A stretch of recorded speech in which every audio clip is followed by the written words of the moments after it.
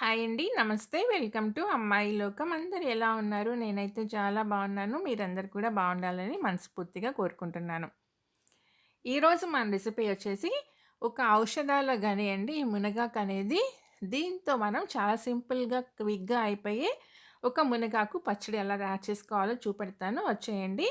ఇది ఆరోగ్యానికి చాలా మంచిది. మన కుటుంబ ఆరోగ్యం మన చేతుల్లోనే ఉందండి. రండి చూద్దాం. ఇప్పుడు కడాయి వేడెక్కిన తర్వాత ఒక టేబుల్ స్పూన్ మినప గుళ్ళు వేసుకున్నానండి. ఇది లైట్‌గా ఫ్రై చేసుకుందాము. చూడండి లైట్ కలర్ మారింది కదా! ఇప్పుడు తీసి పక్కన పెట్టుకుందామండి. ఆ తర్వాత ఇదే కడాయిలో ఒక టేబుల్ స్పూన్ వచ్చేసేసి ధనియాలు వేసుకుందాము. ఇదైతే ఎక్కువ ఫ్రై అవసరం లేదండి. ఎందుకంటే కడాయి ఆల్రెడీ వేడిగానే ఉంది కాబట్టి జస్ట్ ఒక 10 సెకండ్స్ ఫ్రై చేస్తే సరిపోతుందండి. ఒక టేబుల్ స్పూన్ జీలకర్ర వేసుకుందామండి. జస్ట్ ఇలా మనం కలిపేసుకున్నాక తీసి పక్కన పెట్టుకుందాం.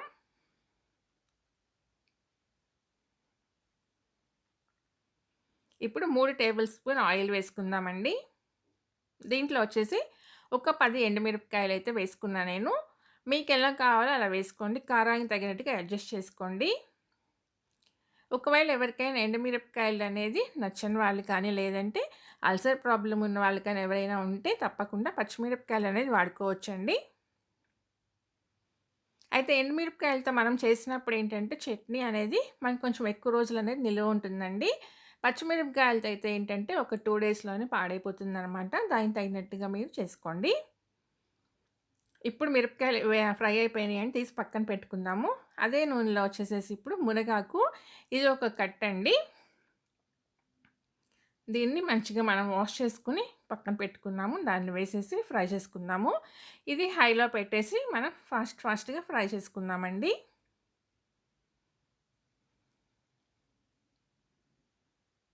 ఊరికనే మగ్గిపోతుందనమాట.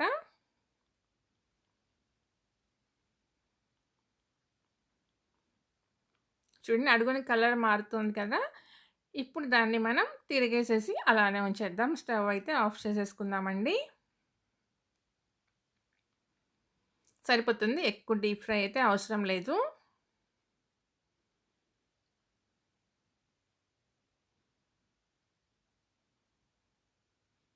కడాయి ఆఫ్ చేసినా కానీ మనం స్టవ్ అయితే దాంట్లో ఏంటంటే ఆ వేడి ఉంటుంది కాబట్టి ఆ వేడికే మనకి మంచిగా అనేది మగ్గిపోతుందని చూడండి. అడుగున ఇలా ఫ్రై అయిపోయింది కదా! ఇప్పుడు మనం అటువైపు కూడా తిప్పి అలా స్టవ్ ఆఫ్ చేసి పెట్టుకున్నామంటే ఆ వేడికి కూడా మనకి మంచిగా ఫ్రై అయిపోతుందనమాట. ఈ లోపల అది ఆరనిద్దామండి. మిక్సీ జార్ తీసుకొని మనం ఈ మినపగుళ్ళు, ఆ తర్వాత ధనియాలు ఇవన్నీ మనం ఫ్రై చేసి పెట్టుకున్నాం కదా! ఇవన్నీ వేసేసి కోర్స్‌లీ గ్రైండ్ చేసుకొని తెచ్చుకుందామండి. నీళ్ళైతే ఏం వేయొద్దు. రుచికి సరిపడినంత ఉప్పు వేసుకుందామండి.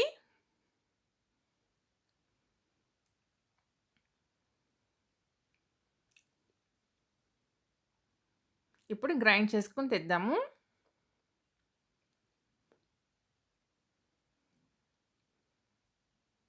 దీంట్లో వచ్చి ఇప్పుడు మనం ఫ్రై చేసి పెట్టుకున్న మునగాకు ఉంది కదా! మునగాకైతే వేసేసుకుందామండి.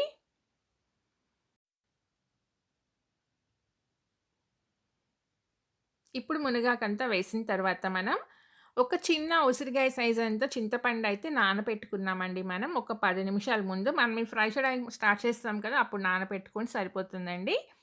ఆ కొంచెం నీళ్ళు ప్లస్ ఒక 10 వెల్లుల్లి రెబ్బలండి అంతేను. ఇంక నీళ్ళైతే ఏం వేయొద్దు. అట్లానే మనం పల్సిస్తా గ్రైండ్ చేసామని చూడండి చట్నీ అనేది ఇలా రెడీ అవుతుందనమాట. నీళ్ళు గనుక ఎక్కువ వేసేసుకున్నామనుకోండి మనకి నిలవుండదు పచ్చడి. ఇలా చేసుకున్నామంటే మనకి ఒక 4-5 డేస్ అనేది నిలవుంటుందండి బయట పెట్టుకున్నా కూడాను. ఇప్పుడు కడాయిలో 2 టేబుల్ స్పూన్ నూనె వేసుకుందాము. ఒక టేబుల్ స్పూన్ మినపప్పు, అర టేబుల్ స్పూన్ ఆవాలు, ఆ తర్వాత కొంచెం కరివేపాకండి. ఇవి మనకి బాగా ఫ్రై అయిపోయిన తర్వాత ఒక ఎండుమిరపకాయని గిల్లి వేసుకుందాం తాలింపులో. ఆ తర్వాత కొంచెం ఇంగువ,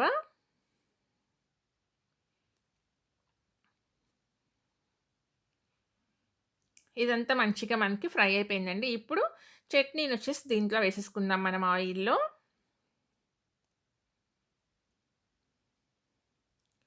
ఇదంతా మంచిగా మనం మిక్స్ చేసుకున్న తర్వాత సిమ్‌లోనే పెట్టేసేసి ఒక 2-3 మినిట్స్ అలానే వదిలేసేద్దామండి.